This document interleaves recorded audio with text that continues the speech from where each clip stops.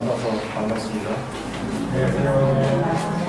지금 예길교회 성도님들 외에 딴 분들도 많으세요? 네. 제가 이거 외부에 이 교회학교 강의는 아주 특별한 데 외에는 제 강의가 아니라 저는 이제 그 목사로서 살아온 내용을 이렇게 얘기하고 싶은 거고 학자로서 아니기 때문에 그래서 이제 우리 황 목사님하고 얘기 중에 그 예길교회가 이런 고민을 하고 있습니다.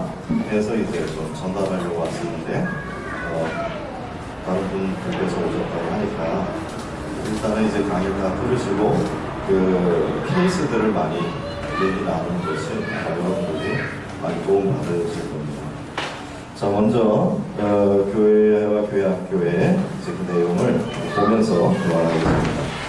먼저 말씀 보겠습니다. 신명기 6장 4절에서 9절. 우리 너무 잘 아는 구절입니다.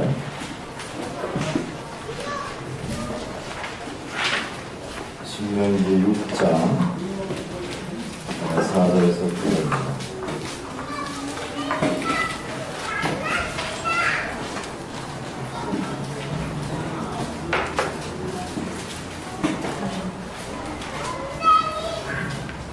자, 그럼 같이 읽어보겠습니다. 이스라엘아, 너희가 의뢰하는 여호와는 공주의라는 말씀을 하시니 너는 마음에 하고 뜻을 다하고 힘을 다하여 그대하는 여호와를 사랑하라.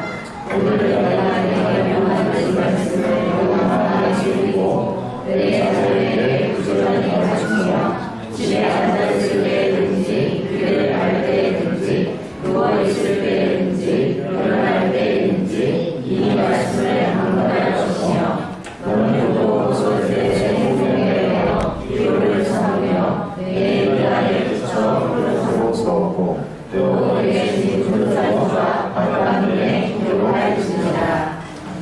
이 말씀을 보면 그 여호와를 사랑하는 것이 말씀과 관련되어 있고 그 말씀을 부지런히 가르치는 거죠. 그러니까 부모들이 부지런히 가르치면서도 자신에게는 또 다시 확인하는 이런 말씀을 하고 있습니다.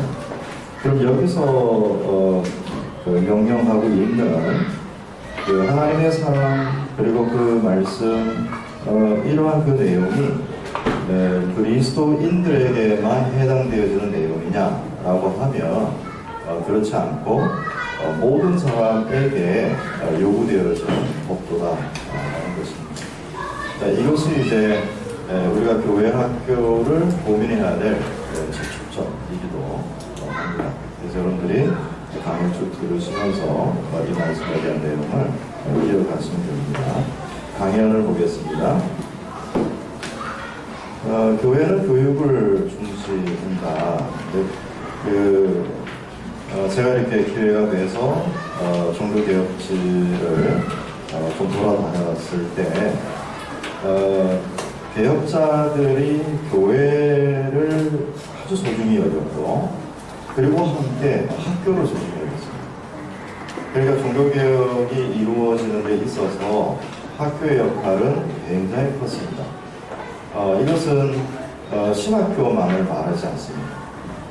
일반 교육 그리고 또 그것이 어떻게 표현이 되냐면 신자로서 또한 시민으로서 이 둘의 한 사람이면서 두 신분을 갖고 있는 이러한 그 부분에 대해서 어떤 역할로 나타날까에 대한 것이 이제 교육으로 표현이 됩니다.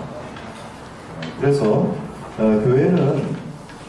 교회가 있으면 항상 그 교육을 중시해야 되고 그런 양육을 통해서 교회 자체의 자라감과 또 아울러 사회를 향하여 하나님의 선하심을 증거해야 될 책임이 있는 거죠.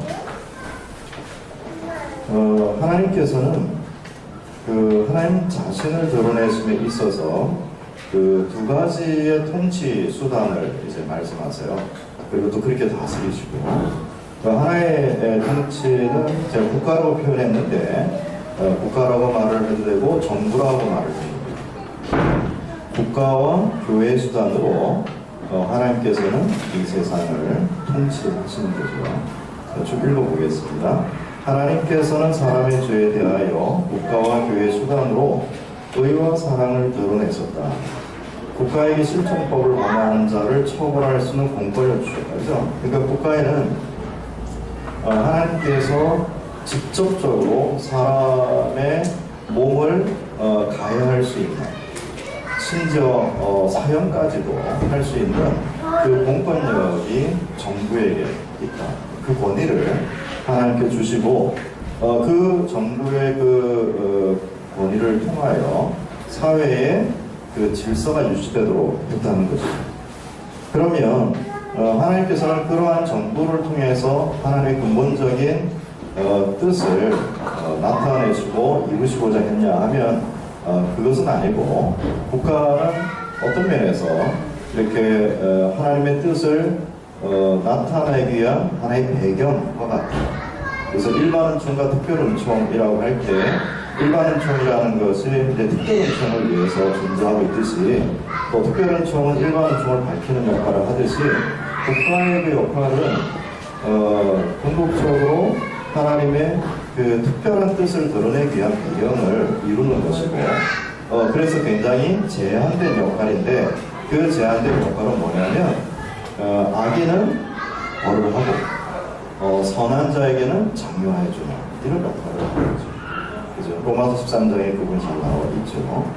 자, 그럼 이제 하나님께서 다른 통치하는 수단은 교회인데, 이 교회는 그리스도의 몸된 교회, 또 그리스도의 속한 그 특자들을 통해서, 교회를 통해서 하나님 특별한 사랑을 나타나셨는데, 이들에 대한 통치는 영적이고 도덕적인 통치로 나와요. 그래서 그 수단은 복음과 율법과, 예를 들어서 천국 열쇠권이라 해서 번증을 할 수 있는 이러한 수단으로 하나님의 공의와 이제 사랑을 이루신 것이죠. 자, 이것은 이제 두 정부라고, 두 통치 수단은 다 근원이 하나님이시기 때문에 하나님의 말씀에 기반이 되어 통치를 해야 되는 거죠. 그죠? 국가도 마찬가지로 최종적인 권위가 성경에 근거해야 되고, 교회도 당연히 성경에 근거해서 통치가 이루어져야 되죠. 이것이 이제 근본이에요. 자, 그럼 이제 우리가 국가의 역할보다는 이제 우리가 교회 교육에 대한 부분이니까 우리 교회와 관련한 내용들을 이제 보겠습니다. 3번을 먼저 보겠습니다. 3번. 교회 역할이 과연 뭐냐, 또 교회 학교 역할이 뭐냐라고 할 때 딱 한마디를 말할 수 있는데, 그것은 뭐냐면 진리를 증거하고 보존하는 겁니다. 왜 교육이 필요하고 왜 학교가 필요하냐라고 할 때 하나님의 말씀을 동시대에 증거하고, 또 하나님의 말씀을 후대에도 남겨야 되잖아요. 그죠? 그 보존하는 것이 교육의 목적이에요. 자, 거기에 따른 그 내용을 보면 그냥 쭉 읽어가겠습니다. 하나님께서는 창조와 함께 사람의 마음에 내면적인 법도를 주셨다. 혹시 이 말씀을 혹시 처음 들으시는 분이 계십니까요? 모든 사람에게 하나님께서 뜻하시는 법도, 율법이죠. 그 하나님께서 뜻하시는 그 법도가 모든 사람에게 새겨져 있다. 이 내용을 여러분들 혹시 들으셨으면 아주 귀한 내용 많이 들으셨고, 지금 들으신다면 이 내용이 중요한 내용입니다. 우리가 늘 생각하면 교회와 세상에 있어서 이렇게 자꾸 단절해서 생각하는 경향이 많거든요. 그러니까 단절이 어느 때는 필요하죠. 그죠? 구별을 해야 될 거죠. 아까 통치 부분에 있어서 구별이 되었던 것처럼 구별은 되는데 그 구별이라는 것이 이제 제 침례파처럼 완전히 단절하는 형태로 나타난다면 그것은 잘못된 것이에요. 그러면 그 교회와 세상이 이렇게 접촉점이 있어야 되잖아요. 그죠? 접촉점. 여러분 생각해보세요. 교회에 들어와서 신자이기 때문에 교회 밖에 있는 사람들은 다 빨간색이다. 빨간색 이렇게 할 수 있잖아요.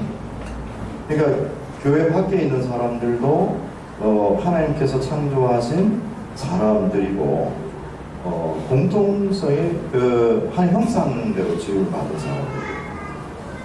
그럼 뭔가가 공통점이 있을 거란 말이죠. 그죠? 그리고 그 공통점이 있다는 것은 뭔가 소통할 수 있는 접촉점이 있어야 되는데 그게 무엇이냐가 이제 중요한데 이미 개혁파 신학자들은 목사님들 이것을 잘 명확하게 밝혔고요. 외면에 있어서도 마찬가지로 잘 드러나 있어요. 이게 뭐냐면 영원하신 도덕법이라는 거예요. 그러니까 우리 마음에 하나님께서 이제 생득적으로 그러니까 태어나는 순간 사람이 되는 순간에 도리도 새겨져 있는 도리 그것이 신자든 불신자든 인간에게는 다 있는 거죠. 율법은 그래 우리 안에 있어요. 자, 그 율법이 우리 안에 있다는 것이 무엇이 증거하죠? 양심이 증거하죠. 그죠? 로마서 2장에 나와 있듯이 양심이 증거해요. 그래서 양심이 우리 안에 하나님께서 요구하시는 법도가 있다. 그리고 그 법도를 지키지 못한 자가 죽임을 당하는 그죠? 죄의 삭슨 사망이라 하는 그 증거도 거기에 따라 와 있어요. 그런데 이렇게 이제 새겨져 있는 그 법도가 왜 사람들에게 뚜렷하게 나타나지 않느냐라고 하면 왜냐면 새겨진 법도면 그 법도대로 우리가 살아가면 구원을 받을 수 있는데 그 법도가 있는데 그렇게 살지 못하잖아. 그죠?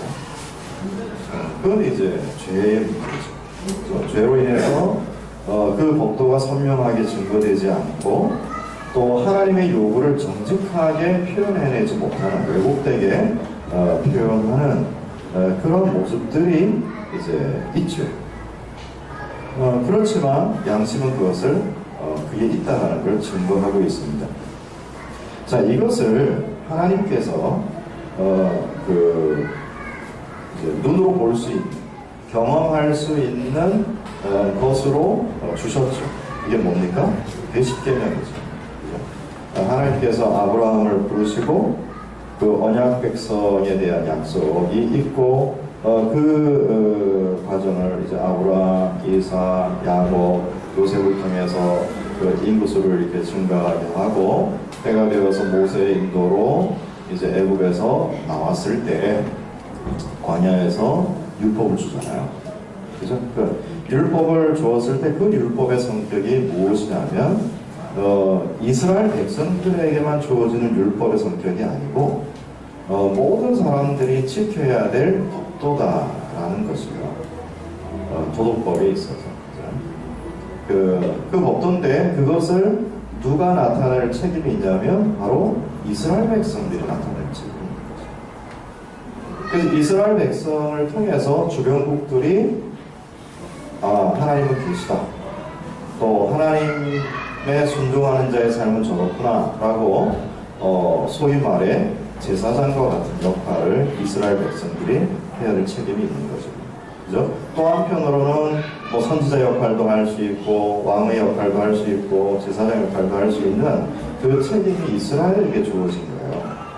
왜 이스라엘에게만 주어졌냐? 그건 이제 은혜죠. 하나님이 특별히 사랑하셔서 그 이스라엘 백성에게 이 모든 사람들에게 하나님의 뜻을 드러내는 수단으로 삼으신 것인데 그 율법의 핵심이 바로 십계명이죠. 그래서 이제 칼빈이라는 분은 그저 우리 아주 유명한 너무너무 귀한 분인데 그 칼뱅은 이 십계명의 이 틀을 가지고 율법을 해석합니다. 그래서 출애굽기부터 이제 신명기의 율법에 대한 부분 할 때 계명을 가지고 계명을 쭉 해서 십계명을 이제 분류하는데 아무튼 이 십계명이다 하면 이것은 그리스도인들에게만 해당되어지는 것이 아니라 모든 사람에게 마찬가지로 요구되어지는 그 법도다라는 의식이 있는 거죠. 그 말씀하신 것처럼 제가 말한 것처럼 초점을 갖고 있습니다. 자, 이것을 자녀들에게, 가족들에게 가르쳐야 될 책임이 있는 거죠. 그러니까 부모는 선지자와 제사장의 도움을 받고, 왜냐하면 선지자와 제사장은 말씀을 전달하고 가르치는 역할이 있습니다. 그 도움을 받고 부모, 특별히 가장인 그 아버지가 율법에 대한 내용을 가족들에게, 자녀들에게 가르쳐야 될 책임이 있는 것입니다. 자, 이것이 이제 신정국가의 이스라엘의 모습, 한편으로는 국가의 모습, 한편으로는 교회의 성격이 같이 담겨져 있는데 이것이 이제 그 북이스라엘 또 남유다가 멸망하면서 그 성격이 국가적인 성격은 많이 약화되면서 이제 종교적인 성격이 강화되는 거죠. 그죠? 그러니까 피지배 민족으로서 국가의 성격은 이제 약하죠. 많이 약화되는 거죠. 그러나 여전히 언약을 생각하고 율법에 따라서 나라 회복을 생각하는 이스라엘 사람들에게 있어서 이제 강하게 드러나는 것은 이제 하나님의 백성이요, 자신들은 하나님의 자녀이고, 그리고 하나님께서 다스리시는 그 나라의 소망의 근거가 뭐냐? 종교거든요. 신앙이잖아요. 그래서 그것의 역할이 성전이 파괴되었을 때 어떤 그 기관이 이제 그걸 감당하냐면 회당이 이제 감당합니다. 회당. 그래서 이스라엘 사람들이 있는 지역에서는 회당이 있어서 그 회당에 교육적인 역할, 이게 대부분은 종교적인 것이죠, 그죠?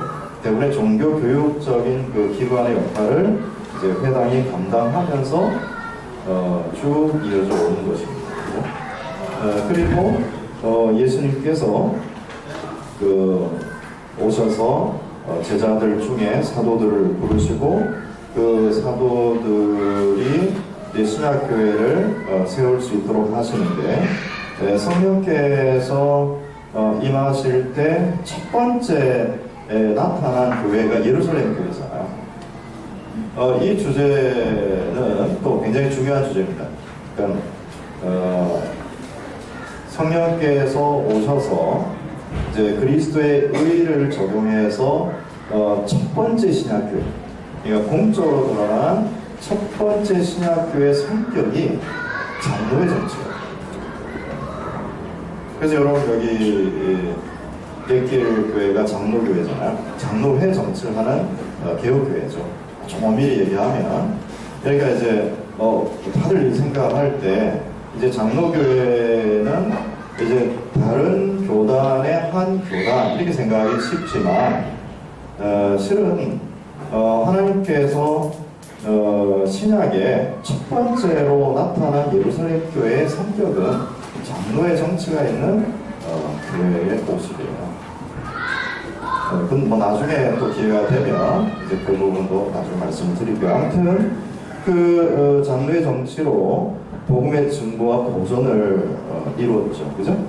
이루고 이제 스데반의 순교에 따라서 예루살렘 교회가 이제 핍박을 받잖아요. 그 이후에 핍박을 받으면서 교인들이 사도들 외에 아주 소수를 제외하고 이렇게 뿔뿔이 흩어져요. 뿔뿔이 흩어지면서 이방교회가 생겨요. 이방교회가. 그래서 첫 교회, 신약의 첫 교회로서 드러난 증거가 그 직분에 대한 장로와 집사 직분에 관한 것, 그 다음에 성례에 관한 것, 그리고 구제, 그 다음에 성도의 교제, 기도 찬송, 이런 그 교회 통일성이 그 신약 첫 교회에 짧은 시간 안에 만 1년 안에 딱 정리가 돼요. 그리고 그 성격이 이제 공교회적으로 나타나는 것이 뭐냐면 그 이방 교회가 이렇게 드러났을 때 예루살렘 교회에서 그 이방 교회 성격이 어떤지를 살피기 위해서 대표적인 예로 가나를 가정을 하는데, 그러면서 그 이방 교회를 이제 통일성 있게 확인하고 그리고 하나의 교회로서 접근을 해요. 교회가 통일성과 연합성을 사도행전 그 짧은 시간 안에 그것이 이제 나타납니다. 이렇게 교회는 그 통일성과 연합성을 갖고 세상에 있어서 드러나고, 그리고 또 세상에 있어서 하나님의 선하심을 이제 증거하게 되었죠. 자, 이런 그 신약교회로서 드러난 그 교회의 이제 지체된 신자로서 어떤 역할을 할 거냐 하는 이제 그런 문제가 이제 나오게 되죠. 그 이본을 이제 제가 보면, 그래서 신자의 모습은 과연 어떻게 이해될 것이냐. 이거는 뭐 구약이나 신약이나 마찬가지고요. 이중신분이다라는 거예요. 하나님의 선택과 언약에 따라서 신자는 이중신분이다라고 했는데, 모두 국가의 또는 정부의 지배를 받는 백성이라고 말해도 되고, 국민이라고 말해도 되고, 시민이라고 말해도 되고, 아무튼 그런 그 모든 신분이지만 한편으로 하나님께서 특별한 은혜를 받았기 때문에 특별한 사랑을 받아서 교인으로서, 성도로서 존재하는 거죠. 그죠? 그러니까 이스라엘에게 있어서 우리가 볼 때 국가로 보면 국민으로서 이해할 수 있고, 교회의 교인으로서 이해할 수 있듯이 한 사람에게 있어서 신자에게는 두 가지의 그 신분이 있는 거죠. 그죠? 교인이면서 시민으로서, 국민으로서 있는데, 그 역할에 이제 왕이나 제사장이나 선자직분도 있고, 제사법, 시민법, 도덕법 이런 법에 대한 이러한 내용이 시민으로서도 나타나고 또 교인으로서의 역할로도 이제 나타나는 것입니다. 다 4번으로 보겠습니다.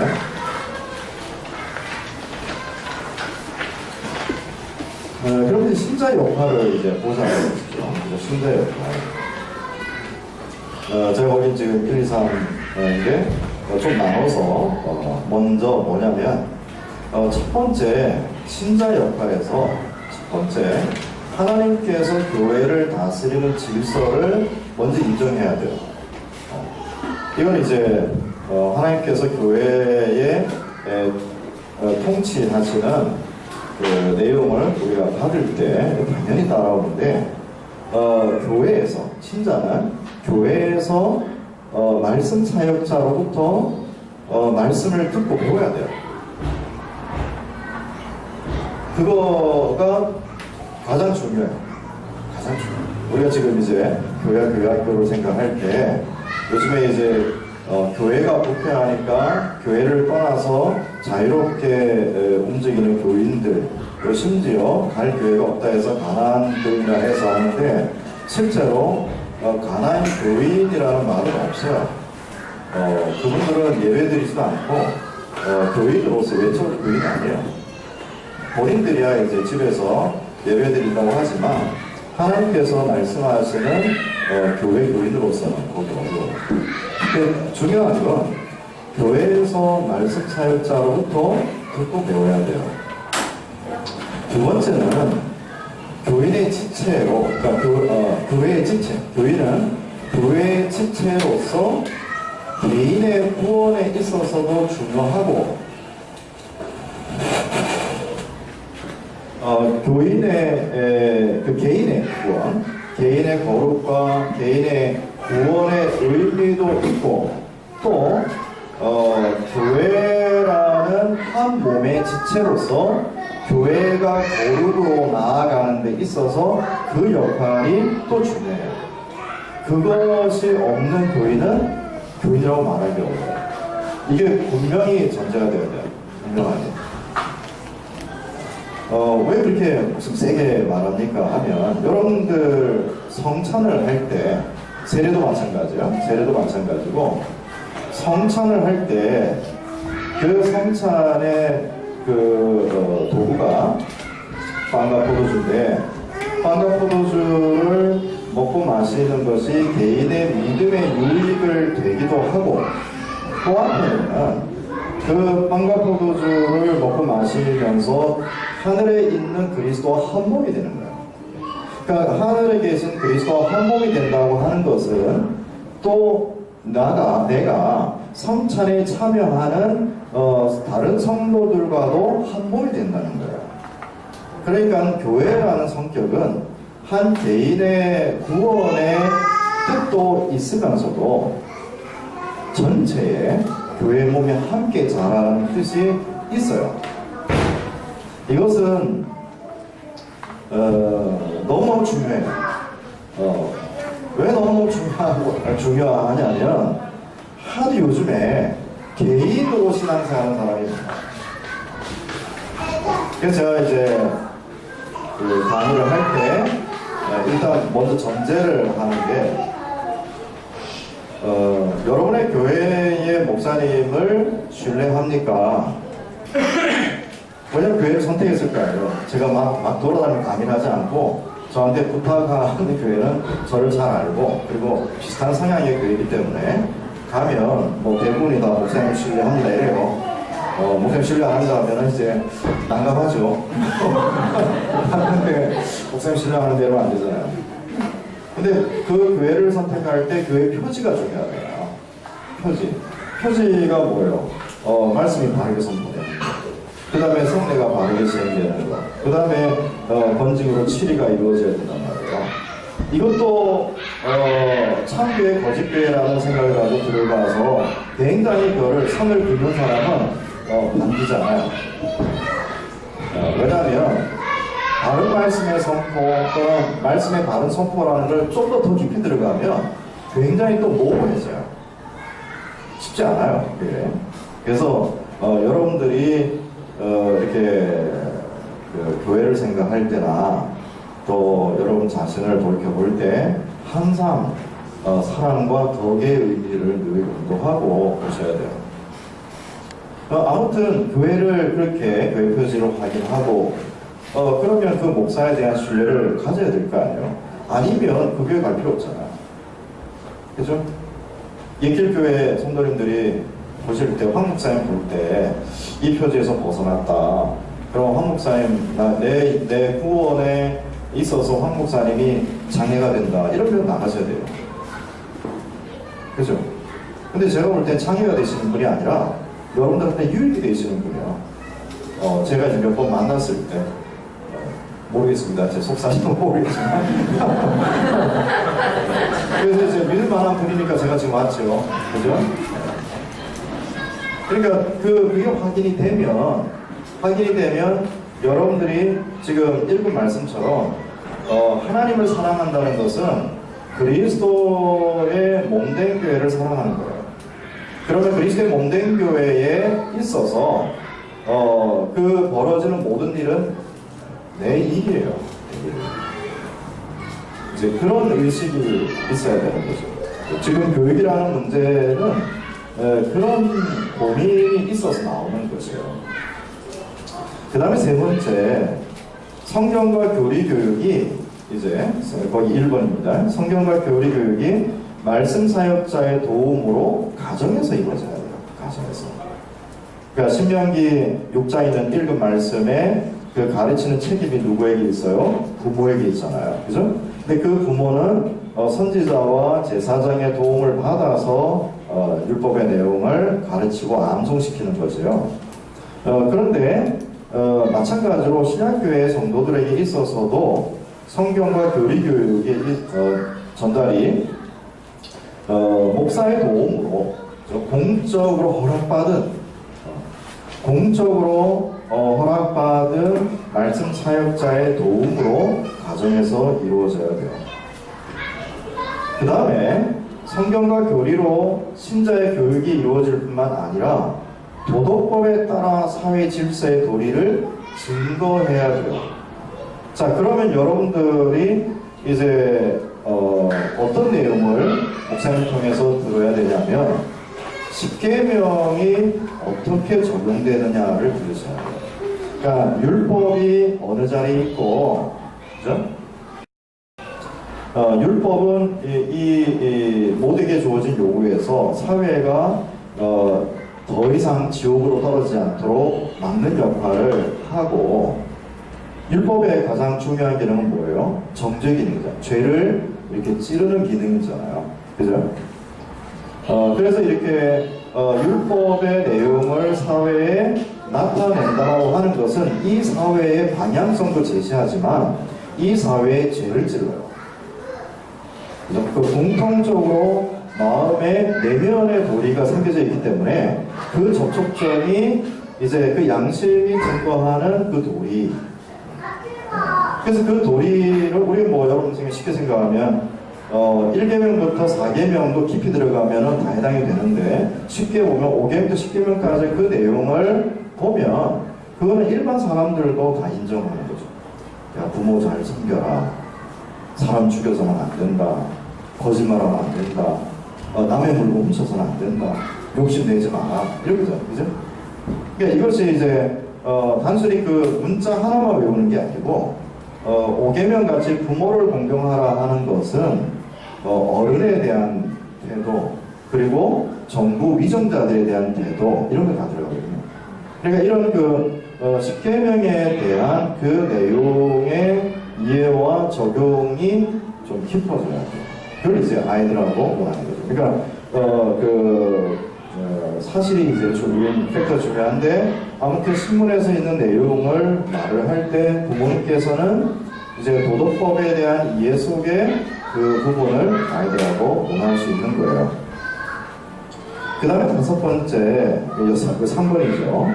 국가 운영에 대한 참여가 경건한 국민으로서의 참여할 수 있는 것이고, 도덕법에 따른 지도를 할 수 있는 것이고, 국가의 평화로운 유지는 교회가 안정되게 진리를 증거할 수 있게 하기에 신자는 교인이자 국민으로서 사회 선한 역할을 감당하여 평화로운 가운데 진리의 역할을 교회가 할 수 있도록 도와야 한다. 여러분, 정부에 하는 일에 있어서 교회는 우선적으로 정부를 돕는 거예요. 정부를 비판하는 것이 우선이 아니에요. 그 언론을 제가 말하는 거예요. 그리고 정부에서 어떤 결정을 내리면 그 정부에 대하여 우리는 함께 짐을 집니다 라고 하는 뜻으로 이제 맞춰야 돼요. 맞춰야 되는데, 근데 그 정부의 요구가 우리의 신앙의 양심을 억압해 올 때는 정부를 세우신 그 하나님의 말씀을 지키기 위해서 그 정부에 대하여 인정하지 못하는 거죠. 그래서 개혁 신앙의 내용, 또 장로교 신학의 그 내용은 어떤 때는 굉장히 그 사회 저항적인 면이 강하게 나타나기도 합니다. 그거는 이제 그 정부를 세우신 분이 하나님이시기 때문에 그 하나님의 법도에 비추어 이 정부의 역할을 하지 못할 때는 거기에 대해서 양심적인 저항을 하는 거예요. 뭐가 이렇게 막 무력으로 우리가 저항하는 게 아니고 이것은 옳지 않다라고 하는, 왜냐하면 그 접촉점이 이제 법도가 있다 그랬잖아요. 그러니까 법도에 따라서 저항을 할 수가 있는 거죠. 그러나 그것은 이제 세부적인 면이 아니라 정부가 그래도 상식적인 선에서 어떤 정책을 피고 결정을 했을 때 교회는 그 부분에 있어서 지지하면서 가는 것이 1차적인 태도예요. 왜 그러겠어요? 근본적인 것 때문에 그래요. 근본적인 게 뭐냐면 이 땅에서 지속적으로 하나님의 말씀이 전달이 되는 거예요. 하나님의 말씀이 전달이 된다는 것은 여전히 누가 있다고 볼 수 있냐면 하나님의 자녀가 있다는 거예요.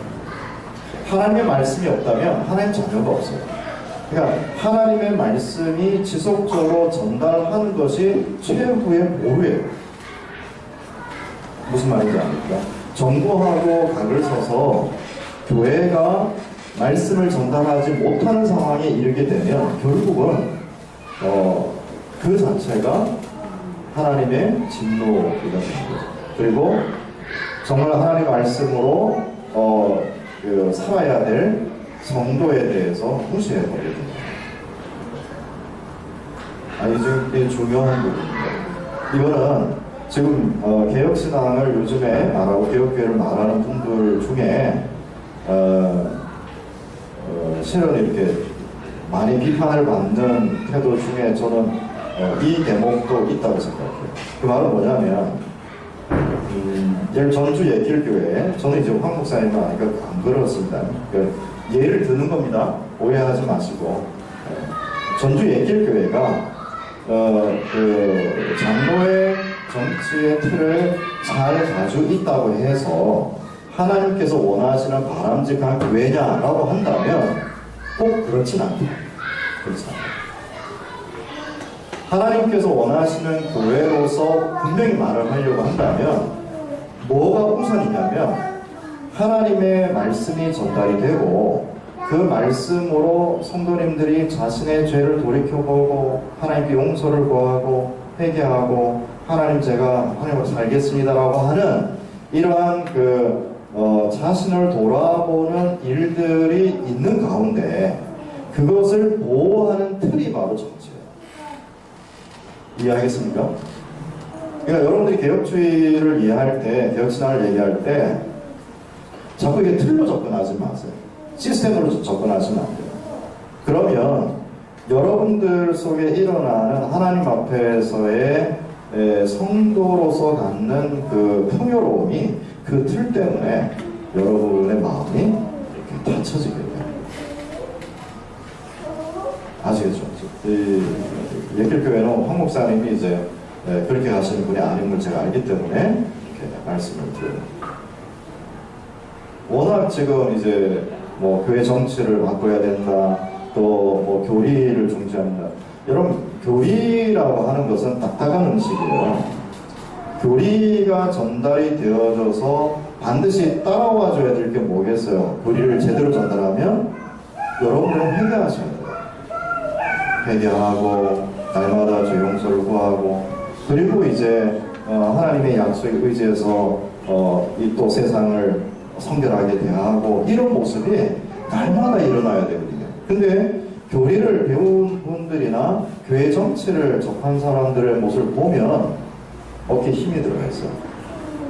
그리고 그것으로 뭔가 막 난도질을 하는데 일정 그거로 인해서 교회가 틀을 잡는 건 좋으나 문제는 그 근본적인 복음으로 인하여 기쁨과 그리고 겸손함과 그리고 온유함과 인내함 그것이 약화될 가능성이 있다는 거죠.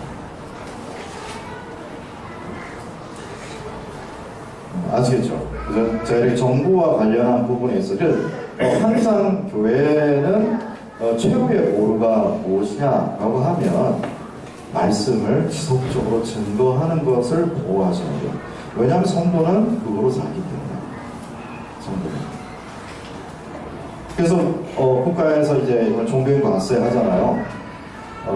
종교인과세 요구하면 맞춰주면 돼요.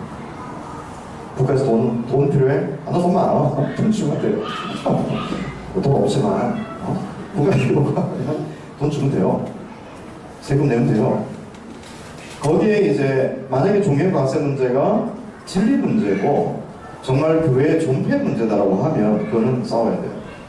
왜냐하면 그거는 진리를 계속적으로 증거할 수 있느냐 없느냐의 문제가 불리하거든요. 근데 그렇지 않고 지금 국가에서 정부에서 종교인과세의 그 틀을 이렇게 봤을 때 한편으로는 이해되는 부분이 있어요. 그러면 막 나를 서가지고 저항할 필요 없이 그럼 최소한 당신들이 교회를 좀 이해해라. 이 선에 있어서는 교회를 이해하고 정부에서 요구하는 방안은 우리가 이렇게 받아들이겠다라고 할 때 정부가 날을 서가지고 교회를 이렇게 밀어내려고 하지는 않죠.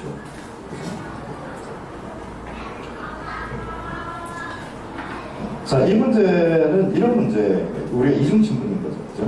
그러니까 교인이면서 이제 경건한 시민으로서 국가의 운영에 대하여 평화롭게 유지할 때 뭐가 지속적으로 이루어져요? 말씀이 전달이 되고, 말씀이 전달이 된다는 것은 성도가 살아가는 것입니다. 알죠? 이걸 놓치지 마세요. 저 이 얘기가 하고 되면 지금 가도 돼요. 말도 안 했어요. 제가 요즘에 하도 이렇게 개혁주의를 얘기하는 사람들의 그 어리석음, 그 말이 틀렸다는 게 아니라 그 어리석음을 제가 좀 말해보고 싶은데요, 목사로서. 자, 이제 그 다음 우리가 이 개혁파에 있어서 그 교육에 대한 그 시각을 이렇게 어떻게 할 것이냐 하면 이제 중요한 두 인물이 있잖아요. 루터와 깔뱅, 그죠? 그 루터는 어떻게 학교를 대했고 또 깔뱅은 어떻게 학교를 대했는가, 이것만 봐도 기본적으로 방향이 이제 나와요. 왜 이 부분을 제가 말씀드리냐면, 그 신앙으로 우리 아이를 키우겠다, 그냥 복음의 깨달음으로 사회를 보니 이 사회의 복음에 대한 내용을 함께 공유하기도 어렵고, 그리고 이제 진화론도 가르치고 공사회도 가르치고 이런 그 사회적인 부분에 있어서 이제 그럼 나는 이제 우리 아이를 내가 키우겠다라고 하는 부분은 그거는 근원적인 거예요. 왜 근원적이에요? 교육은 누가 담당하는 거죠? 부모가 담당하는 거잖아요. 그러니까 그건 근원적이에요. 그게 틀린 게 아니에요. 그건 맞아요. 그죠?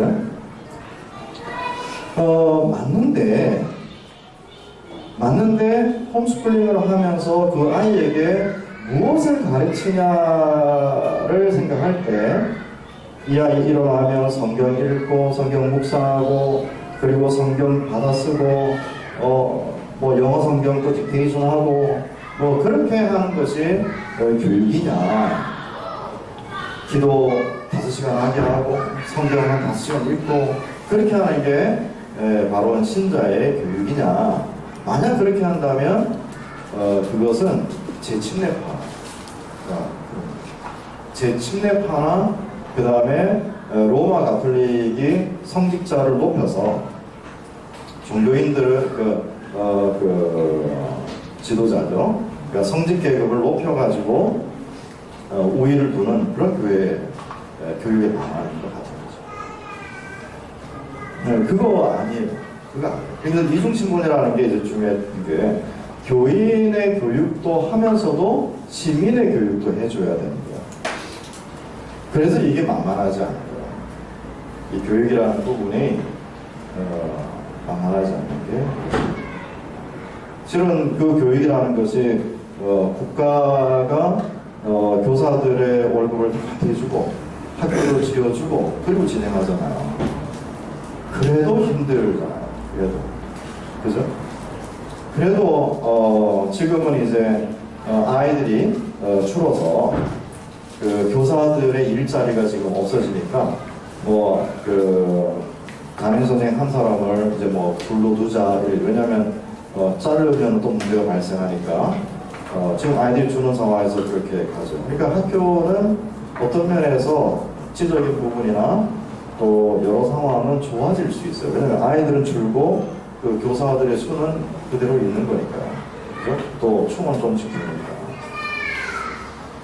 그런 상황에 이제 그 제세례파처럼 제침례파처럼 이제 그거는 아니고 우리는 성경만 가르치고 기도하고 교회 생활만 잘하면 된다라고 하는 이런 부분들로서 있느냐 하는데 이제 그건 아니다.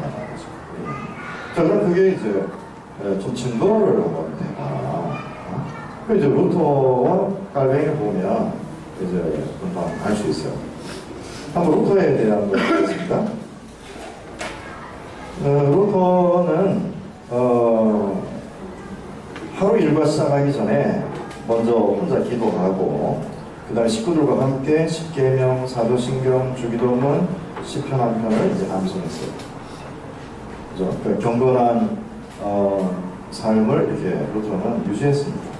루터라는 분을 이렇게 보면 굉장히 흥미로운 부분이 참 많아요. 근데 이 루터는 이제 대학교를 두고 말을 했는데 대학교가 그리스도를 정하기보다는 아리스토텔레스를 가르치고 있구나.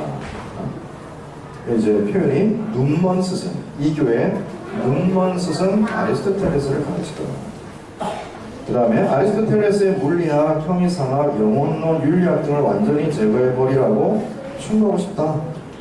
영혼론에서 영혼이 육체와 더불어 죽는다고 하는 것처럼 마귀가 아리스토텔레스에 대한 연구를 하도록 끌어들였다. 윤리학도 하나님의 은혜와 모든 그리스도인의 덕행과 반대된다. 이런 책은 없애버려라. 태워버려야지. 없애버려라. 그 다음에 자연 문제를 다루는 책들도 제거해라. 이런 접근 방법이 이제 안 들어옵니다. 차라리 자연을 봐라.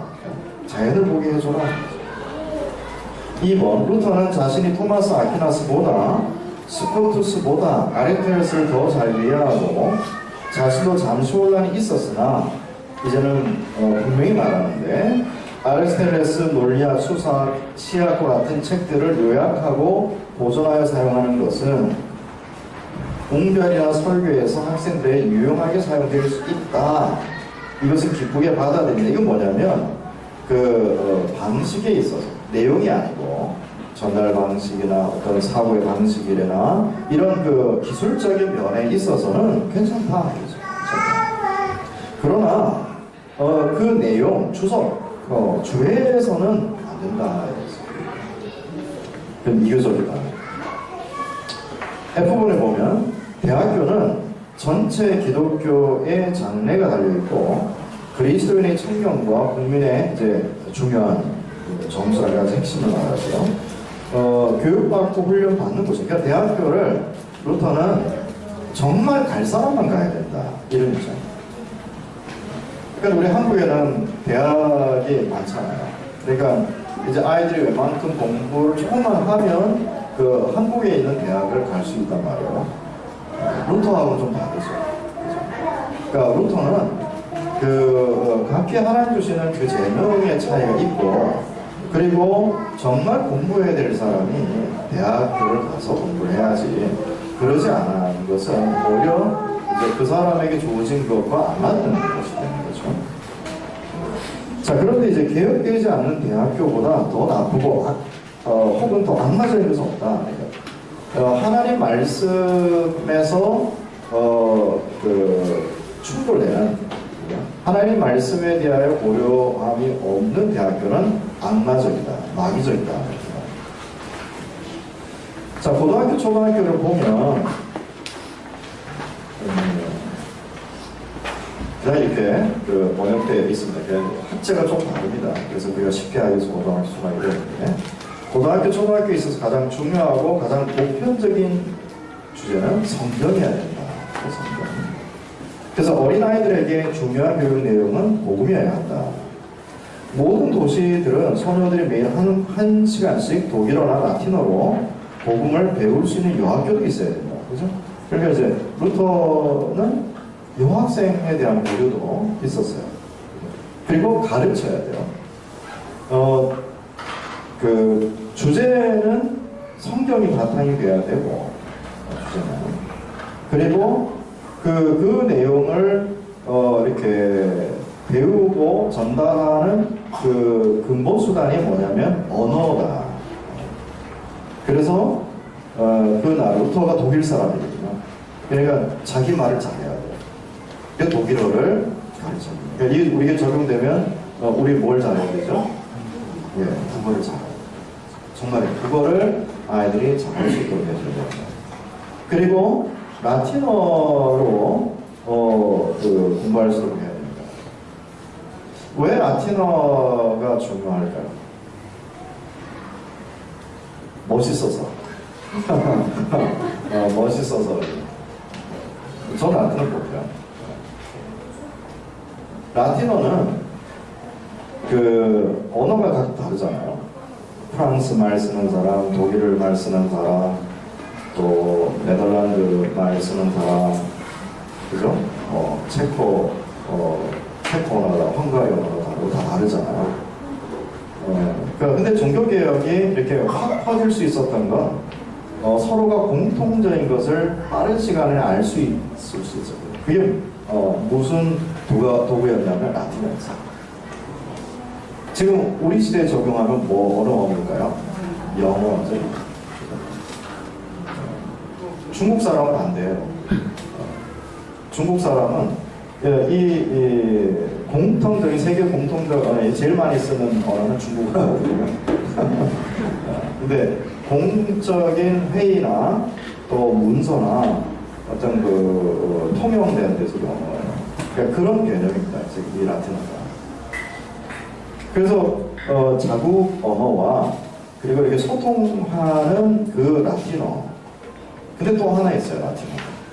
왜 그러냐면 이 라틴어는 그 시대에 소통할 수 있는 언어뿐만 아니라 역사와 소통할 수 있는 언어예요. 그러니까 역사 속에 글들이 라틴어로 많이 되어 있어요.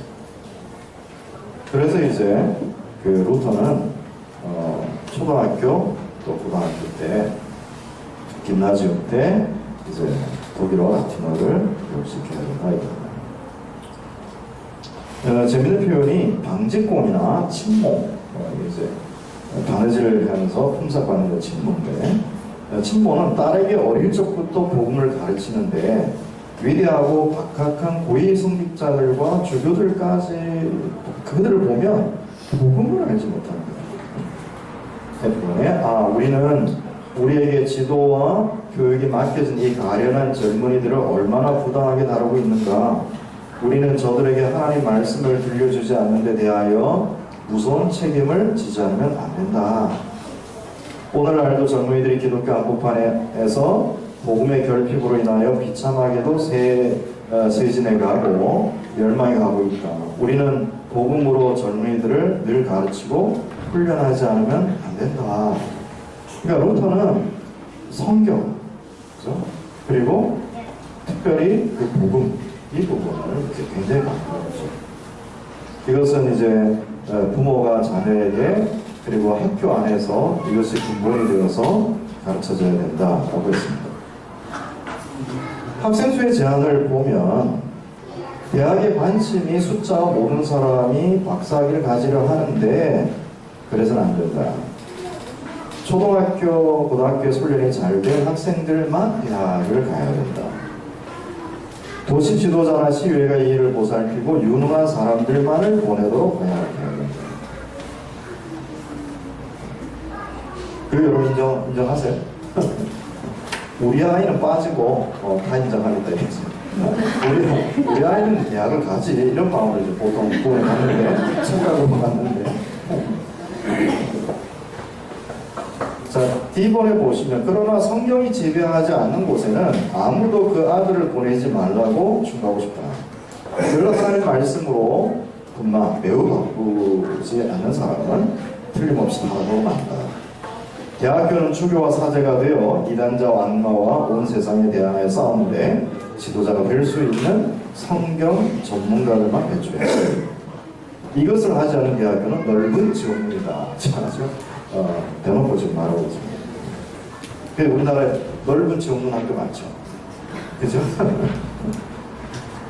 자, 거기에 이제 밑에 중요한 내용이 나오죠. 우리가 복음을 진정 사랑한다면 언어들을 소홀히 생각하지 마요. 왜 교회 학교가 어렵냐면요. 지금 정부에서 하고자 하는 것과 방향이 같기 때문에. 여러분 지금 이제 잘 있고 요즘 학교 학제가 바뀌니까 저 특별히 뭐 보지 않습니까? 이제 왜 보면 좀 특별한 학교, 외고, 과학고, 뭐 잘 있고 이러잖아요. 이 학교에 강조되는 게 뭐예요? 언어예요. 언어예요. 영어 수준이 대학교 넘어요. 영어 수준. 그 국가에서 지원하고 그리고 부모들이 엄청난 돈을 들이면서 아이를 키우기 위해서 하는 그것을 언어잖아요. 근데 교회 학교 이거 해야 돼요. 그래서 어려운 거예요. 그러니까 아까 제가 말했던 홈스쿨링을 하는 경우에 이제 뭔가 욱해요. 내가 하나님 은혜를 받았어요. 그리고 우리 자식을 내가 세상교육으로 키우지 말아야지 하고 욱했어요. 그리고 학교 다 이제 못 다니게 했어요. 그리고 딱 접근할 때 뭘 해야 되지? 라고 하면 이제 반가운 거죠. 그리고 이제 그 시도를 성경 읽어라, 그 다음에 다른 일반 그 책들을 읽어라 이렇게 접근하지만 실은 그 가르치는 사람이 뭘 갖고 있어야 되냐면 언어를 가르칠 수 있는 수준이 돼야 됩니다. 이제 여기서 이제 벌써 관심이 100에 있는 사람이 툭 떨어져요. 툭 떨어지는 우리 영어 못하는데 제가 이제 계속 하다 보면 0.5%로 이제 교회 학교 어렵구나. 자, 이제 떨어뜨리는 내용 나와요. 하나님께서는 우리에게 성경을 2개 언어를 주셨다. 구약 성경은 히브리어로, 신약 성경은 헬라어로 주신 것입니다. 그러므로 이 두 언어를 다른 언어들보다 귀하게 여겨야 합니다. 이 두 언어를 등한히해서는 복음을 간직할 수 없다는 사실. 그러니까 학교에 뭘 가르쳐야 돼요? 학교에 헬라어. 그럼 이제 벌써 이미 나온 게 있죠. 무슨 언어? 라틴어, 헬라어, 히브리어. 그 다음에 국어. 그죠? 이거 하셔야 돼요. 자, 그럼 이걸 우리 쪽으로 끌고 옵시다. 그럼 우리가 교회 학교를 한다고 했을 때 우리는 몇 개 언어를 해야 될까요? 5개. 5개. 그죠? 국어, 영어, 라틴어, 헬라어, 히브리어. 여기에 더 이제 제가 덧붙일게요. 지금 하나님께서 계시가 전달되어진 그 지역에 책도 생기고 문화도 형성이 됐거든요. 그러면은 그것을 접근하기 위해서는 역사를 거슬러 올라가서 봐야 되잖아요. 그죠? 그럼 뭘 해야 되죠? 독일어 들어가야 되죠. 그죠? 그 다음에 우리나라의 위치가 어디 위치냐면 한자 문화권으로 들어가 있어요. 그러면 우리의 역할은 뭘 해야 되죠? 복음을 증거해야 되잖아요. 그러면 한문을 하면서 중국어나 일본어를 접해야 되죠. 제가 이제 0.5% 떨어진다 했죠. 아, 우리 교회는 교회 학교가 좋구나.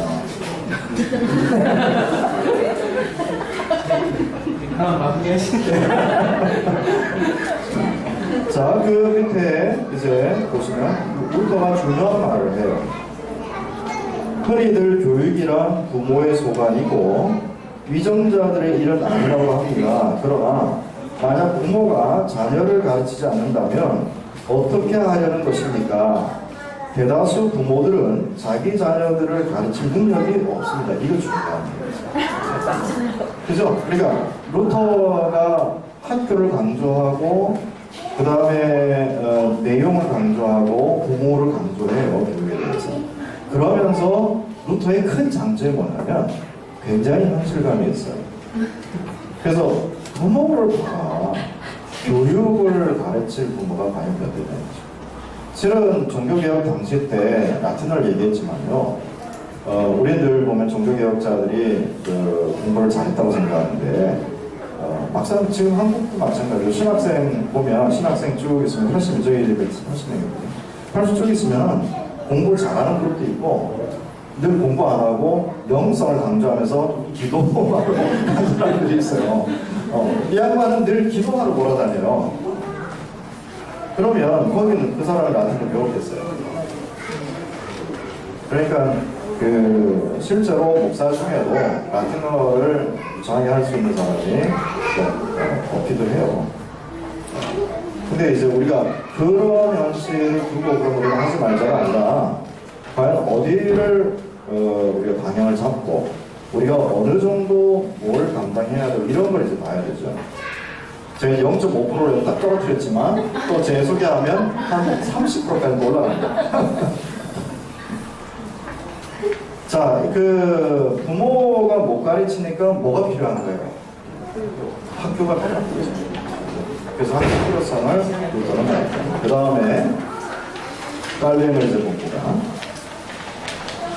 이제 깔렘이 1541년 교회 목표에서, 1541년에 깔렘은 중요한 애인데 왜 중요하냐면 1536년에 기독교 강요 초판을 출판해서 바젤에서, 그리고 그것이 계기가 돼서 파렐로 인해서 잡혀버려요. 제네바에. 그래서 1536년에서 39년까지 제네바에서 이제 말씀 사역자로 활동합니다. 근데 제네바에서 이제 그 깔뱅의 내용을 들었을 때 받을 수 없는 거예요. 그 질서와 제도에 대한 부분에 받을 수 없어서 추방해버려요. 바렐, 뷰레, 깔뱅 추방을. 그래서 추방이 돼서 스트라스부르에 이제 1539년부터 1541년까지 스트라스부르에서 이제 자신을 좀 더 성찰하고 좀 더 깔뱅다운 그 면모를 키워요. 거의 구첩이 있고, 요한수종도 있고, 이러면서 이제 제네바에서 다시 불러요, 깔뱅을. 그러니까 다시 불렀을 때 제시한 내용이나 교회복귀. 그렇게 해야 된다. 그게 중요하죠. 자, 그 교회복귀 보면 무엇보다 우리 주님의 거룩한 복음이 순수하게 잘 보존돼야 됩니다. 그 다음에 교회가 확고히 유지돼야 되고 미래를 위해 젊은이를 신실하게 교육해야 된다. 이거 받겠느냐? 이거 받으면 나 가겠다. 이거 받으면 내가 제네바에서 목회를 담당하겠다.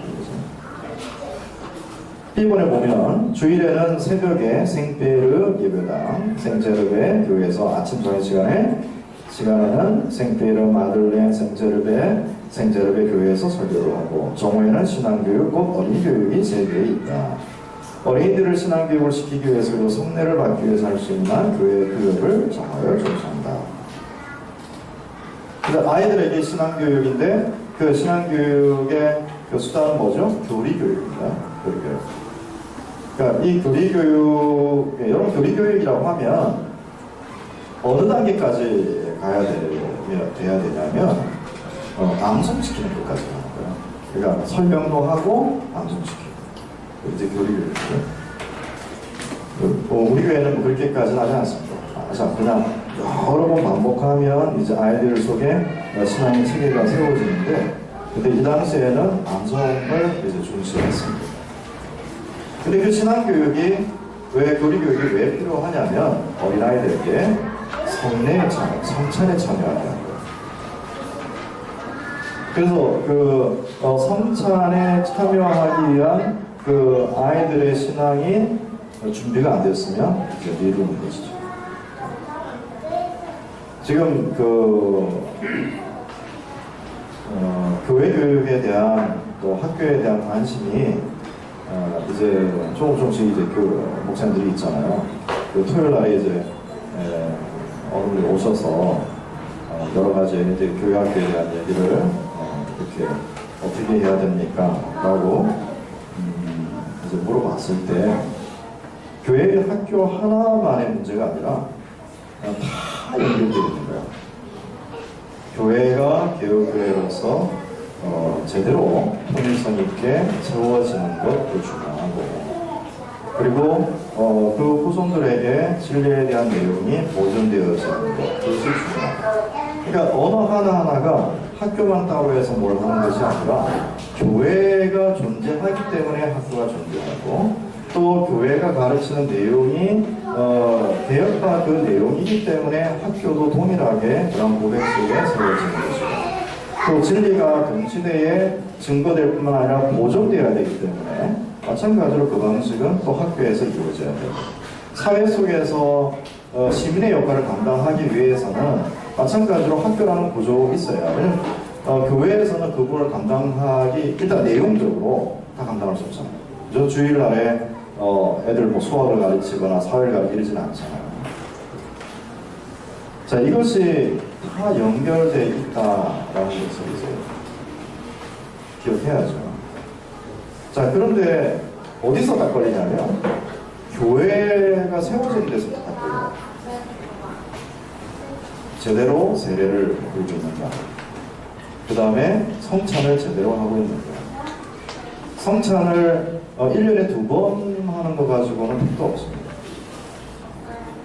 1년에 4번, 깔뱅도 싸우다 이제 4번. 근데 그것도 안 돼요.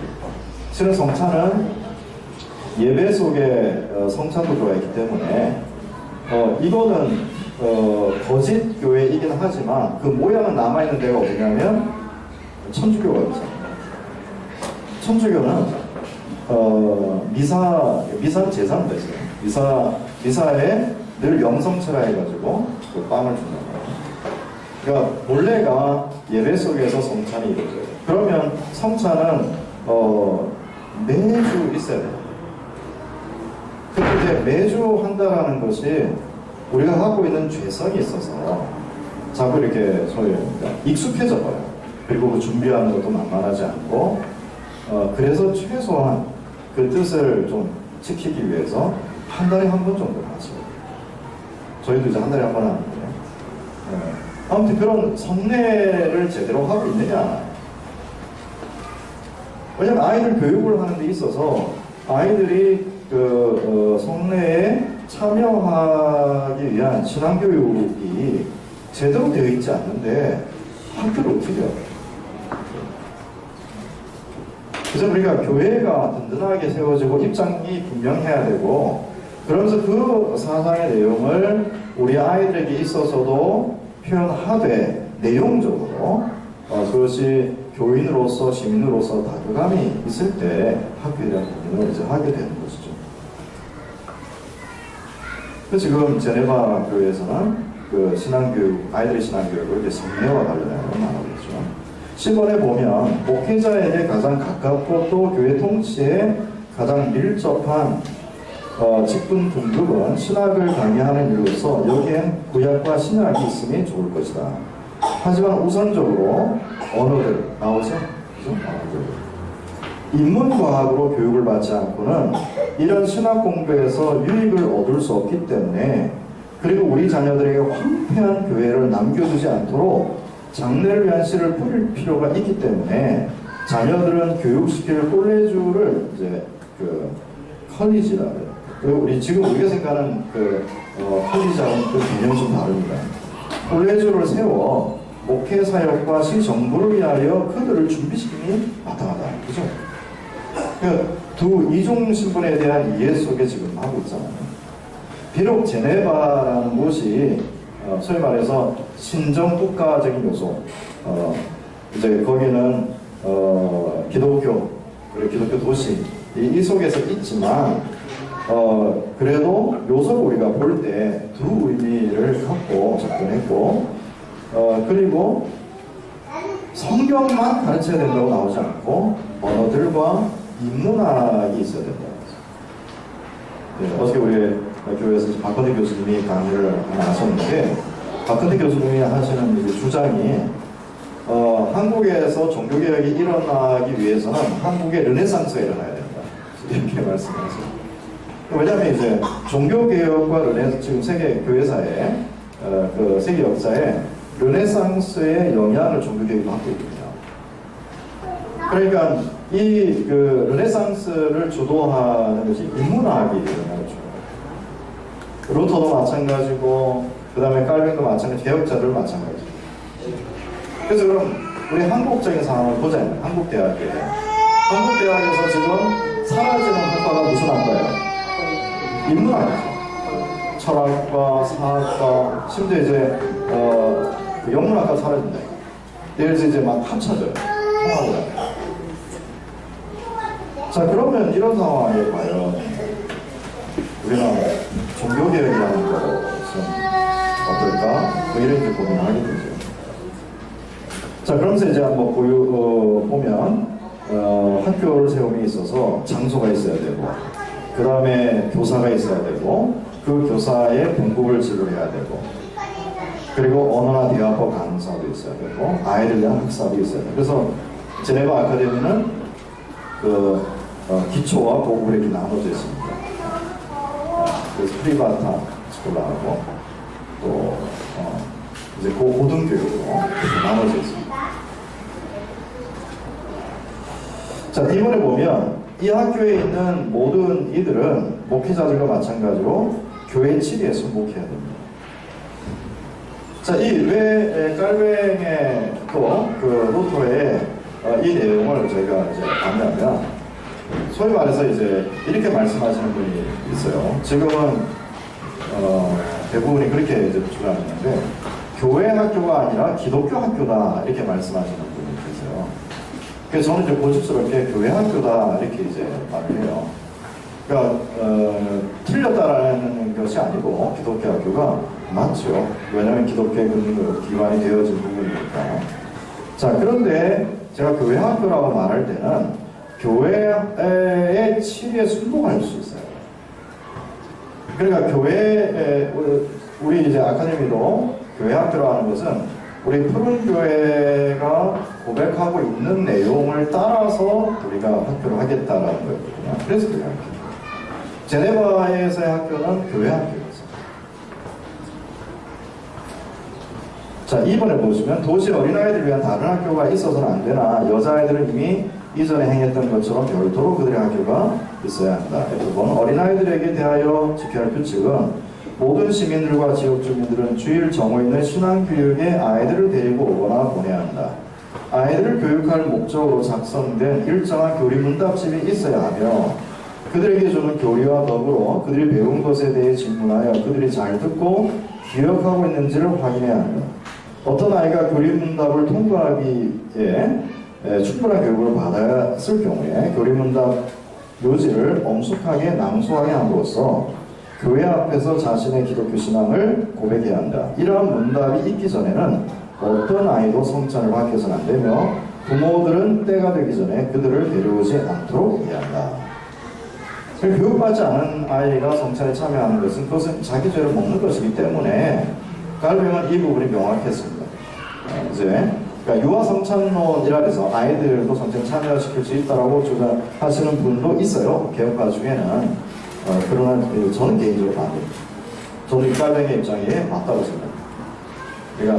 그러니까 아이들이, 근데 나이로, 헌법에는 15세라는 나이가 되어 있어요. 그거는 이제 그걸 지켜야 됩니까? 근데 그거는 헌법으로 정해졌다라고 했을 때는 좀 교회의 통일성 때문에 정해진 거야. 근데 그것은 교회 재량으로 들어가는 게 나아요.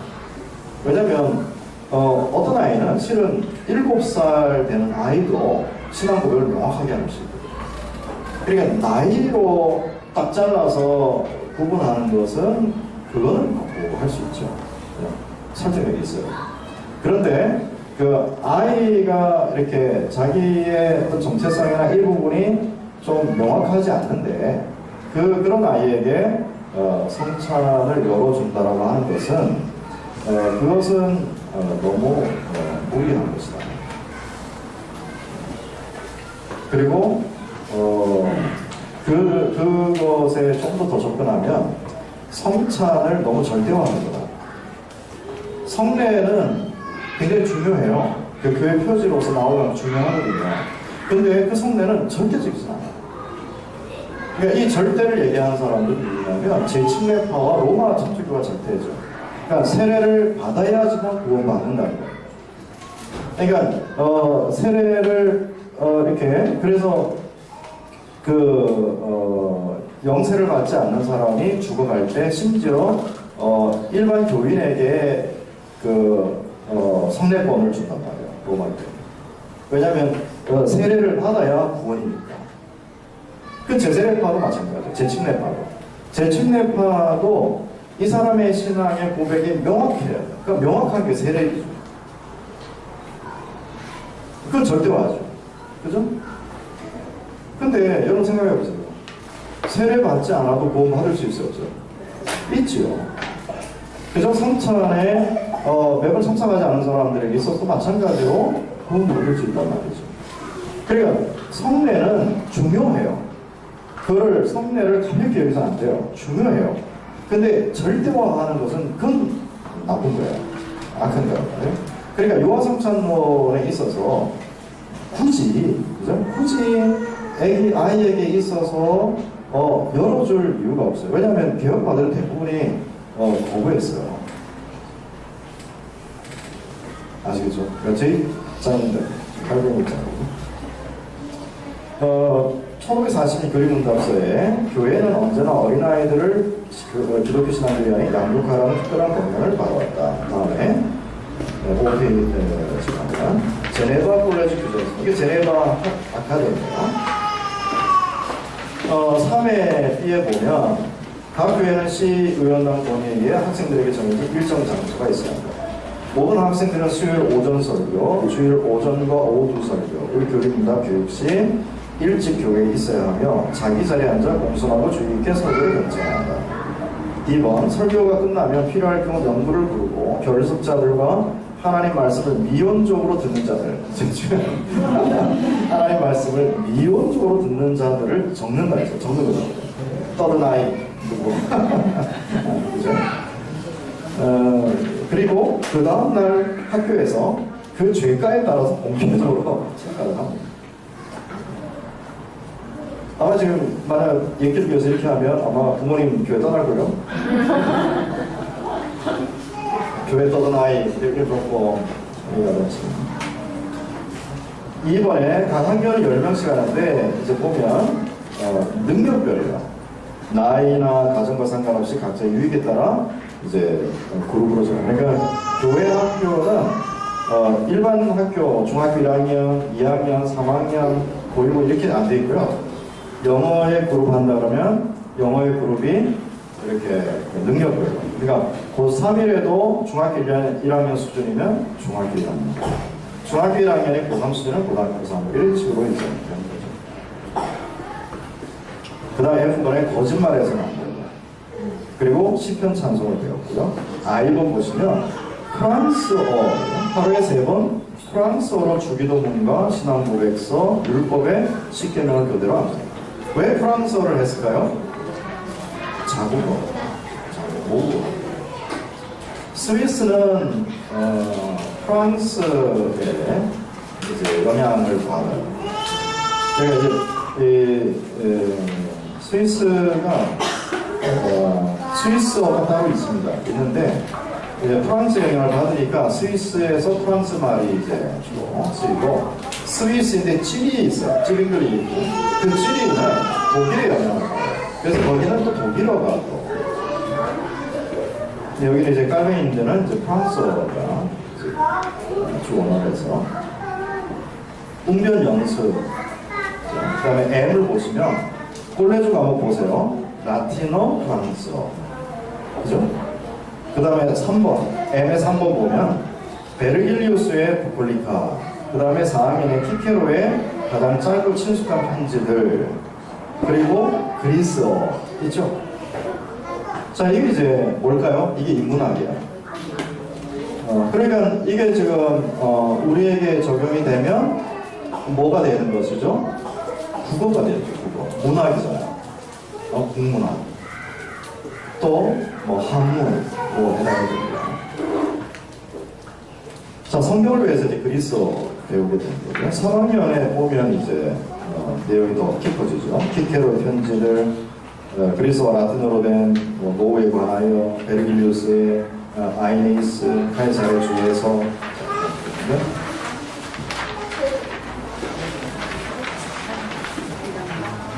그 다음에 이제 고학년에 그러니까 이런 언어와 또 인문학을 하면서 2학년에 있어서 딱 그 과목에 중요한 과목이 딱 등장해요.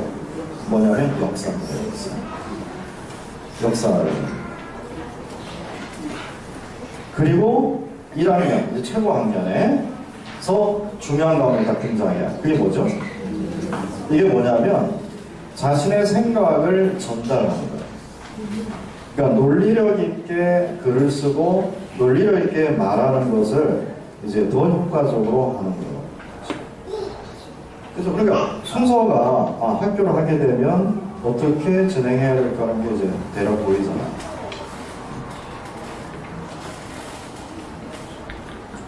자, 그 3번에 해당되는 가정, 이게 부모 역할입니다. 요것만 하고 이제 쉬었다가 하겠습니다. 이제 부모 역할인데 이게 중요합니다. 첫째, 목사를 통해 선포되고 배운 성경과 교리를 부모가 어림짐작에 가르치는 거예요. 특별히 가장. 네. 그래서 아버지가 이 내용을 가르쳐야 돼요. 그럼 아버지가 신앙이 없다 하면 그럼 이제 어머니가 하셔야죠. 그리고 아버지가 내용을 잘 모르고 교회는 다니지만 내용을 잘 모르고 엄마가 내용을 많이 한다 이러면 아버지의 권위를 높여주는 척 높여주는 척 하면서 엄마가 가르쳐야 돼요. 아시겠죠? 그거 그러지 않고 아빠를 무시하고 하면 이거는 잘못도 안 되고. 그래서 이제 어느 교회는 아빠가 가르치는 교리 문답서가 따로 있어요. 그러니까 얘들아 와라 하면 그걸 꺼내서 가르쳐요. 애들은 절대로 못 만지게 하고. 그래서 일부러 이렇게 그 권위를 지키도록 하는 데도 있습니다. 그 다음에 2번에 보면 이게 중요합니다. 안식일로서 주일에 대한 의미를 가르치고 주일의 경건의 의무와 사랑의 의무를 실천하도록 고민케 해야 돼요. 이런 주일은 너무 중요합니다. 제가 이렇게 보면 개혁신앙을 얘기하는 사람들 중에 굉장히 교만한 사람들은 주일날 잘 쉽게 얘기하는 사람입니다.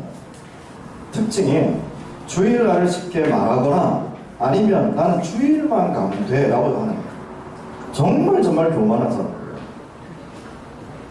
여러분 중에는 제발 그런 사람이 없기를 바랍니다. 혹시 그렇게 생각했다면 하나님과 회개하셔야 돼요. 하나님께서 하나님 자신을 드러내시는 질서가 주일이에요. 예배 속에 선포, 하나님 자신의 뜻이에요. 여러분 불린 거는 뭐라고 얘기하냐면 그 주일날 선포되어지는 말씀은 하나님 말씀이다. 자, 여기에는 이제 목사에게 있어서도 굉장히 중요한 또 아주 진지한 그 생각을 하게 만들죠. 주일날 선포되어지는 그 말씀이 하나님의 말씀인데 거기다 기껏 자기가 경험한 내용을 다 붙인다. 그러면 하나님 앞에서 받아야 될 죄가 얼마나 크겠어요. 심판의 1호는 목사예요. 딱 없어요. 심판의 1호는 목사. 하나님의 말씀이라고 생각하고 그 선포된 말씀, 하나님의 말씀을 생각할 때는 어떻게든 주일날 선포되어지는 말씀이 성경에 근거하고 성경에 나와 있는 내용이 무엇인지를 전달하려고 하는 거기에 있어요. 목숨을 걸어야죠. 그리고 성도님들은 그렇게 선포되어지는 말씀이 목사님 맨날 나만 갖고 그래 이러지 마시고 백사님 오늘도 나를 왼쪽에 찔렀고 지난주에는 오른쪽 찔렀고 이렇게 말씀하지 마시고 저것은 하나님의 말씀이야 라고 하는 거예요. 그럼 주일날만 이런 오면은 교회 생활 잘하나요? 한번 얘기해 보십시오. 제가 솔직하게 한번 묻고 싶어요. 여러분 주일날만 오시면 여러분이 신앙생활 잘하냐 이거죠. 택도 없어요. 정말 택도 없어요. 여러분 사도행전에 보시면 주일날만 모였다라고 나와 있냐 이거예요. 어떤 분이 이제 이단들이 모이기 힘쓰다 이렇게 이단들도 마찬가지로 자신의 사상을 이렇게 뭔가 하기 위해서 모임에 간절한 거잖아요. 우리에게 있어서도 사도행전 보시면 날마다 모였어요. 날마다. 여러분 제네바에도 날마다 모였어요. 날마다. 심지어 기도회도 있었고 간증하는 시간도 있었어요. 그래서 제가 하면서 목회를 제가 적은 이렇게 아까도 이제 우리 형제님께서 저의 나이를 이렇게 너무 이렇게 좋게 봐주셔가지고 그래서 제가 애 넷이다라고 얘기하니까 그리고 우리 아이들이 이제 좀 많이 컸습니다. 그러니까 지금 제가 목회를 지금 22년째 한교회 개척해서 22년째 한교회 개척해 22년이면요 딱 보면 어디로 갈 건지 압니다. 이 사람이 한두 마디 하고 어떤 태도를 할 건지 주일날만 고집하는 그리고 그것을 자기와 합리하는 사람은 교회를 알지 못할 뿐만 아니라 교회에 협력할지 못하고 그리고 때가 되면 교회 떠나버려요. 여러분은 그렇게 생각합니다. 교회 학교를 생각하는 분들은 아까 말씀드렸던 것처럼 교회 자신의 거룩함뿐만 아니라 교회의 거룩함을 함께 생각하는 사람이고 그리고 진리를 그 시대에 증거하고 보존하는 걸 생각하는 사람으로서 그리고 학교에 대한 거 단순히 내 자신만 잘 키운다 그런 거 가지고 하는 건 아니다 이거죠. 주일이 중요합니다. 그래서 다른 날을 안 보이고 주일날을 말하는 게 아니라 다른 날도 주일과 같이 돼야 되고 그것을 하나님께서 공적으로 자신의 뜻을 명확하게 밝히는 날이 주일이기 때문에 주일이 중요하고 주일에 선포되어진 그 내용이 중요해요. 그래서 세 번째, 들은 설교를 가족들과 함께 나눠야 돼요.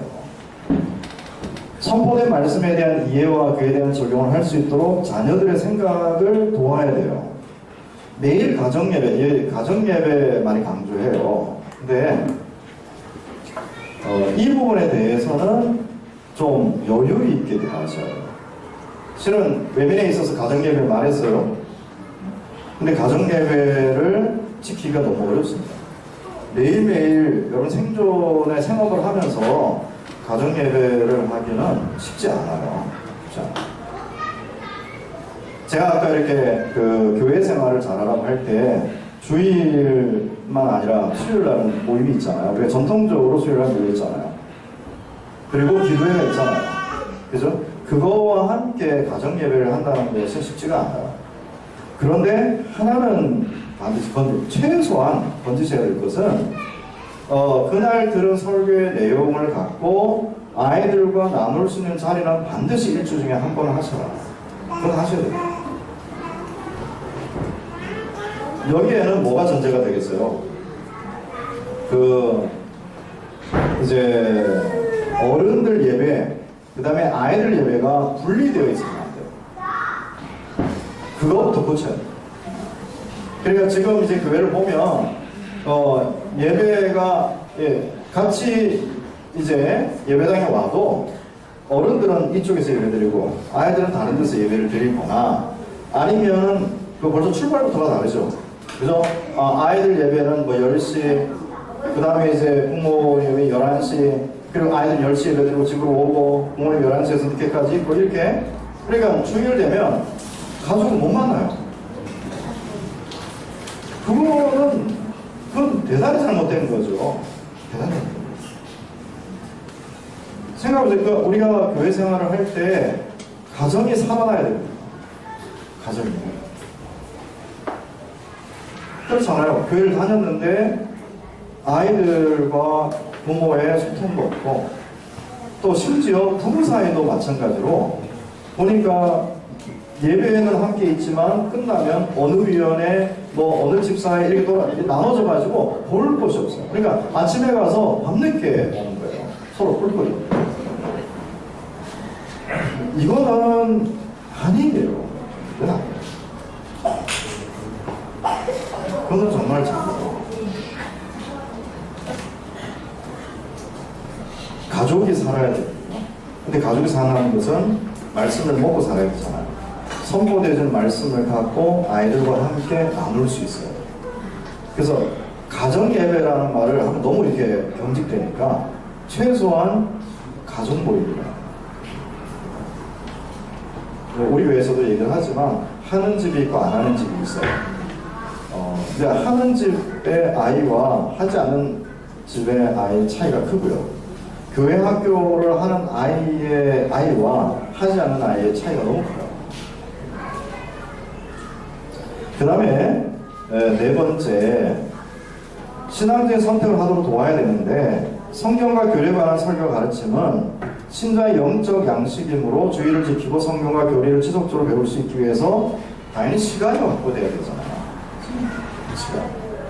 자, 이대방에 나오면 이제 늘 하는 예화가 있습니다. 우리 그 아카데미 아이들에게, 야, 너희들은 시간이 중요하다. 그러니까 시간 확보를 해야 되니까 해야 주일날 지킬 수 있잖아요. 시간 확보를 해야 교회 생활을 할 수 있잖아요. 그러면 너희들이 실력을 키워서 사회에서 너희들을 요청할 수 있도록 해라. 그만큼 그 실력을 쌓아라. 시간 조절할 수 있도록. 그러니까 그것이 이제 좋은 그 직업이 이제 프리랜서다. 이제 이런 말을 그 이제 애들이 프리랜서 하니까 영어니까 좋잖아요. 뒤집어 생각하면 백수예요, 백수. 프리랜서. 제가 왜 그 얘기를 하냐면 아이들 의식 속에 시간을 내가 조절할 수 있어야 됩니다. 부모님은 그 늦게 깨달으신 분들은 시간 조절 없잖아요. 왜냐하면 생업이 있으면 심지어 이제 주일날에 당직을 쓴다든지 아니면은 주일날에 어쩔 수 없이 나가는 경우도 있단 말이에요. 그러면서 내가 아이는 이렇게 키우고 싶지 않다라는 생각이 들어야죠. 그러니까 우리 아이는 주일을 정말 잘 지킬 뿐만 아니라 하나님의 말씀에 따라 이 사회에 하여 도덕법에 근거한 그 질서를 얘기할 수 있는 수준을 높여줘야 된다는 의식이 있어야 되죠. 여러분, 교육은 여러분에 대해서 끝나는 게 아니고 여러분의 자녀가 여러분의 나이가 됐을 때 표현이 되는 거예요. 그러니까 이 사람이 이것이 신뢰해야 되죠. 그래서 직업의 중요성, 어떤 직업을 선택해야 되나.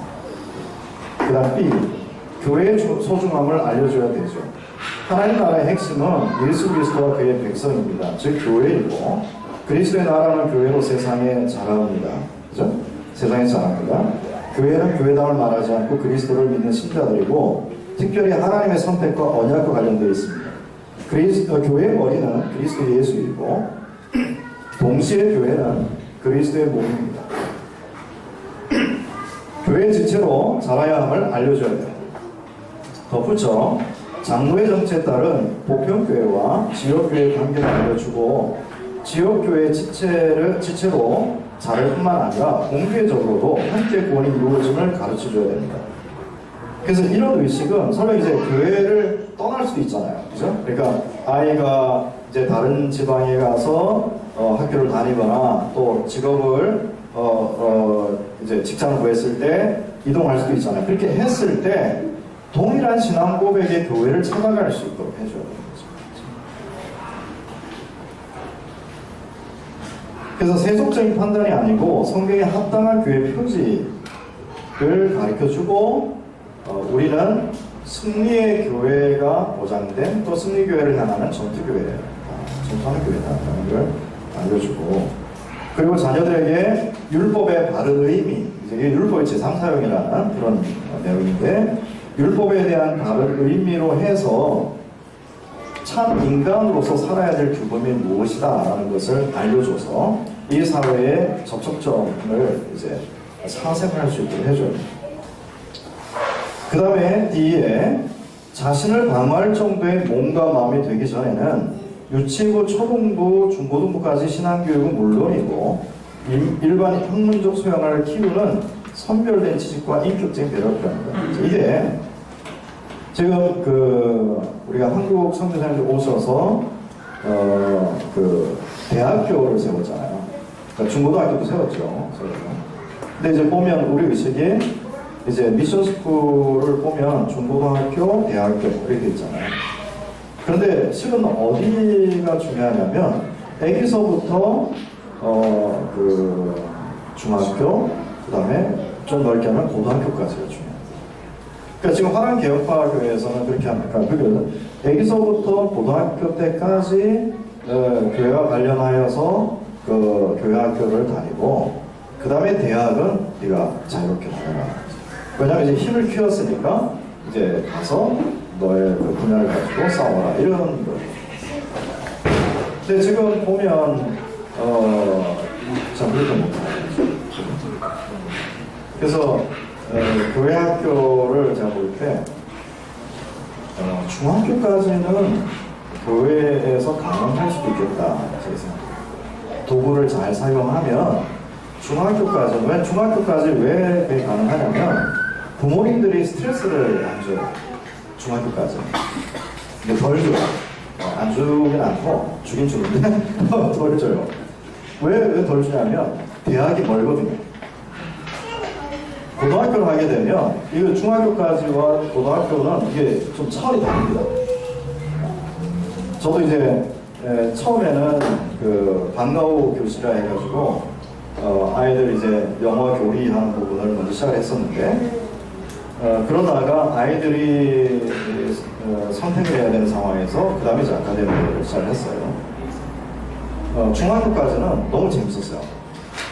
왜냐면 놀러도 많이 가고 농활도 하고 뭐 이러면서 이제 재밌었는데 고등학교가 딱 되는 순간에 경직적이 있어요. 이제 대학이라는 것에. 그래서 실은 대학을 저는 이제 대학을 좀 피하고 우리 아이들에게 좀 이렇게 피하고 갈 수 있는 길이 없을까. 왜냐면 많은 노력을 하지만 노력한 만큼 실질적인 교육의 내용이 나타나지 않으니까 그래서 제가 언어에 대한 중요성을 아니까 그래서 이제 캐나다로 맞췄던 거예요, 처음에. 그래서 우리 아이들이 이제 일기생이 있을 때 일기생 아이에게 네가 대학을 선택할래? 딱 2명입니다. 우리 시작을 여러분 저희 우리 학교하고 뭐 굉장히 크게 생각하는데 학교하겠습니다 할 때 학생 하나도 없었어요. 하나도 없었고 그때 이제 지금 우리 장로님 아들이 강남에 있는 학교를 다녔는데 얘가 좀 이렇게 공부는 이제 잘 못하고 그런 학교를 떠나고 싶은 마음은 아니었어요. 근데 이제 장로님께서 아이한테 이제 막 설득하는 거죠. 너 자퇴해라. 저도 가서 이제 너 자퇴해. 결국 자퇴했어요. 그렇게 3년, 1년. 그리고 시간이 좀 지나서 고해 한 6개월 있다가 이제 그 모습이 좋아 보였던 여학생, 우리 교회에 있던 나간 아이가 이제 하겠다고 교회에 오면서 이제 아까도 그 둘이었어요. 그 두 아이를 보고 이제 선택을 해라. 수능을 칠 거냐 아니면은 유학을 갈 거냐 했는데 이 두 놈이 한 해는 수능 치겠다고 하고 한 해는 유학 가겠다고 하고 교육을 둘이 유학하면 거의 맞추고 수능에 거의 맞추는데 2명이네. 하나는 수능 그게 어려워요. 이게 숫자의 문제가 안 돼요. 그죠? 아이가 적어도 학교 고민을 다 하고 네, 다 맞췄어요. 네, 이제 그쪽에 맞추고 캐나다로 이제 보냈죠. 왜냐하면 그 내용을 갖고 이제 그 언어를 익히되 근데 그 언어가 신앙의 바탕이 돼야 되잖아요. 그러니까 막 유학을 보낸 게 아니고 우리와 비슷한 교회가 있었어요, 캐나다에. 그래서 그 교회 주변의 학교를 많이 가라 해가지고 그렇게 이제 둘을 보냈어요. 그 아이들 다 졸업했고 올해 결혼했고 이제 하나 이제 취직을 하고 이랬는데 저희가 이제 쭉 추진하다가 안 했던 것은 너무 비싸요. 너무 비싸요. 저희는 이제 뒤에 뒷부분에 저도 다루겠지만 학교의 목적이 그 기존 학교가 아니에요. 그러니까 또 어려운 분들이고 그래서 그 캐나다는 1년에 4천만 원 들어요. 아이가 주립대학교 갔는데 4천만 원. 할 수 없습니다. 그래서 가다가 저희는 그쪽을 방향을 틀고 이제 저희가 독일로 돌렸는데 그건 나중에 말씀드리겠습니다.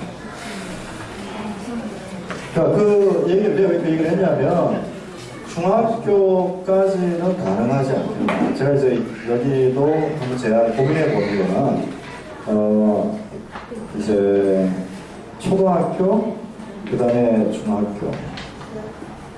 초등학교는 학교를 다니면서 방과후 학교 교실처럼은 풀어낼 수 있어요. 제가 아까 제가 말한 것처럼 아이들이 줄기 때문에 학교에서는 아이들을 더 신경 쓰거든요. 그러니까 공부하는 스트레스를 이렇게 많이 주지를 않을 거예요. 그러니까 복지도 좀 더 좋아질 수 있어요. 근데 이제 중요한 건 내용이잖아요. 그러니까 그것을 관리하면서 하면 방과후 교실처럼 가능하고, 그러나 이제 초등학교를 졸업했을 때는 중학교까지는 이제 학교에 맡기기보다는 교양교가 가능하지 않나, 시도할 수 있는 부분들은 시도할 수 있지 않나. 고등학교는 좀 다릅니다. 고등학교는 그건 또 다른 지금 말씀드릴게요. 나중에. 너무 다음 넘겨가겠습니다. 7페이지에 보시면 이 루터는 그 세 부류를 아주 강하게 비판했는데, 첫째는 국가를 배제하는 재침례파의 어리석음. 그러니까 재침례파는 심지어 공무원도 되지 말아야 돼요. 공직은 세상으로 단절하고 자신들만이 반교회 이렇게 세우는 것이죠. 그러니까 세례가 기준이 되어버리고, 그리고 이 재침례파의 성격은 좀 직접 계시가 많아요. 그러니까 하나님의 음성을 직접 듣고 성령의 음성을 직접 듣고 이러면서 뭐를 무시했냐면 문자를 무시했어요. 그러니까 성경에 있는 글을 무시한. 그러면 이제 지식으로 들어가기보다는 경험으로 들어가죠. 그렇죠?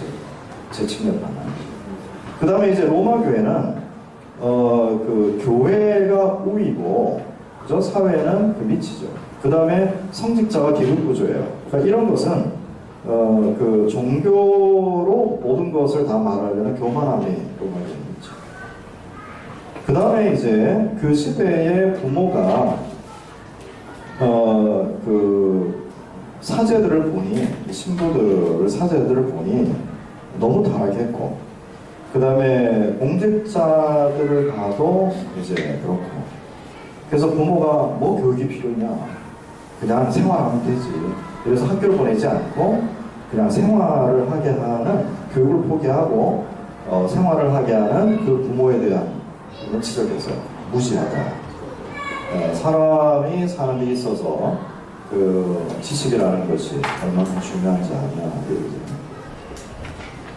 그래서 신자는 타락한 세상 안에서 소명을 받은 자예요. 그러니까 이 소명은 청지기 소명이죠. 청지기 소명을 받은 자예요. 세상을 쫓아가는 자가 아니라 세상 안에 살면서 율법으로 죄인 실제를 알려주고 복음으로 그리스도의 참된 길을 증거하는 증인의 역할을 감당하는 자예요. 그래서 부모는 이거를 놓치지 말아야 돼요. 대학, 전공, 직업, 그리고 결혼에 있어서도 판단 기준을 신앙을 유지하고 교회 지처로 자라가고 사회의 일원으로서 하나님의 법도를 증거할 수 있어야 돼요. 자, 그리고 이제 F번이 이제 연결점인데, 그러나 가정이 신앙교육과 학교교육의 모든 것을 감당해야 마땅하지만 부모의 능력과 여건은 거의 어렵다. 따라서 교회의 신앙 고백을 배우고 익히며 신앙으로 삶을 해석할 수 있도록 돕는 교회학교가 필요한 것이다. 자, 여기 이제 첫 번째 강의. 좀 쉬었다가